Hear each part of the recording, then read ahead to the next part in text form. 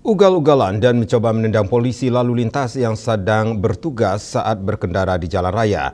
Seorang pemuda akhirnya ditangkap petugas Polresta Denpasar. Pelaku mengakui perbuatannya dilakukan karena masih di bawah pengaruh minuman beralkohol.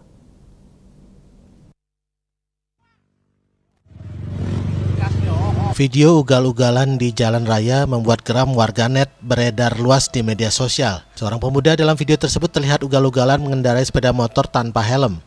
Selain menerobos lampu merah di simpang Pesanggaran, pemuda tersebut mencoba menendang petugas polisi yang tengah bertugas mengatur arus lalu lintas. Beberapa jam setelah kejadian, petugas Polresta Denpasar akhirnya menjemput pemuda yang belakangan diketahui berinisial JM di tempat kosnya di seputaran Pasar Sindu Sanur. Bersama barang bukti sepeda motor yang kendarai, JM kini diamankan di unit Gakum Satlantas Polresta Denpasar. JM mengakui perbuatannya berkendara ugal-ugalan dan mencoba menendang petugas karena masih di bawah pengaruh minuman beralkohol yang dikonsumsi bersama sejumlah temannya di Pelabuhan Benoa. Permasalahan mabok gitu. Sengaja atau gimana? Sengaja itu.